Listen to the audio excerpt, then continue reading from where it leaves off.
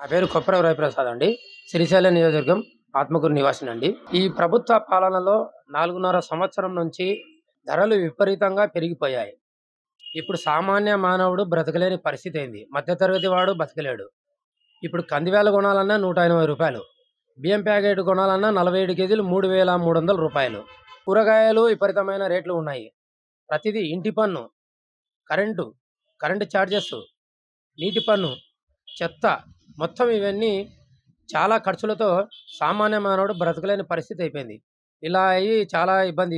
యువత కూడా వాళ్ళకు జీవనోపాధి లేక హైదరాబాద్కు వలసలు వెళ్తున్నారు. చాలా క్లిష్టమైన పరిస్థితి ఉంది. గత ప్రభుత్వ పాలన, ఈ ప్రభుత్వ పాలన చూస్తే చాలా వ్యత్యాసం ఉంది. ఈ గవర్నమెంట్లో ఇలా విపరీతమైన రేట్లు పెరిగినందుకు చాలా మంది బాధపడుతున్నారు. అందువలన రాష్ట్రము ఇదిగా అయిపోతుంది. నవరత్నాలు అనేది కాన్సెప్ట్ తీసుకొని వచ్చి అందరికీ ఇస్తున్నాడు. దీని వలన అందరికీ ఏం లబ్ధి చేకూరడం లేదు, కొంతమందికే చేరుతుంది. వ్యాపారస్తుల పరిస్థితి ఏమి, వాళ్ళ ఇన్కమ్ ట్యాక్స్లు ఏమి, జిఎస్టీలు ఏమి, గవర్నమెంట్ కట్టడం ఏమి, ఇవన్నీ ఏమొస్తుంది? అతనేమో 10 రూపాయలు ఇస్తున్నాడు, ఇక్కడేమో 100 రూపాయలు తీసుకుంటున్నాడు. ఇప్పుడు ఈ విపరీతమైన రేట్ల వలన అతను ఎంత ఇస్తున్నాడు? సంవత్సరానికి 1,500, 2,000, 3,000, 5,000 ఇస్తున్నాడు. ఇక్కడ ఎంత తీసుకుంటున్నాడు? విపరీతంగా తీసుకుంటున్నాడు. దీని వలన వ్యవస్థ అనేది పూర్తిగా దెబ్బతింది. రోడ్లు లేవు, డ్రైనేజీలు లేవు, ఏవీ లేవు. ఈ పరిస్థితి ఇలాగే ఉంటే గిన ఎట్లా అండి? సామాన్య మానవుడి జీవితం ఎట్లా? అతను ఎట్లా బతకాలా? దీని వలన చాలా ఇబ్బందిగా ఉంది పరిస్థితి. ఇలా చేయి దాటిపోతే గిన మరో శ్రీలంక అంటున్నారు, అదే పరిస్థితి వస్తుందేమో. ఇప్పుడు ప్రస్తుతం చూస్తుంటే ప్రతిదీ ఏది చూడు అన్ని రేట్లు ఉన్నాయి తప్ప వేరేది ఏం లేదు. ప్రజలకు ఏం లబ్ధి చేకూరిందండి? నవరత్నాల వలన ఏం చేకూరలేదు.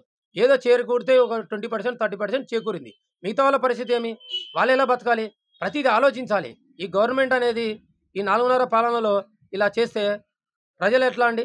రేపు ఎలా ఓట్లేస్తారు? ఎవరు ఏరు? ఇలా చేసే పరిస్థితి లేదు. కూరగాయలు ఈ ధరంగా పెడుతున్నాయండి. ప్రతి వస్తువు పెరగడమే. ఏవి తగ్గినాయి? కరెంటు పెరిగా, బస్సు ఛార్జీలు పెరిగా, ప్రతిదీ పెరిగా. ఎలా బతుకుతాడు సామాన్య మానవుడి జీవితం ఏమి? అతనికి వచ్చేది నెలకెంత?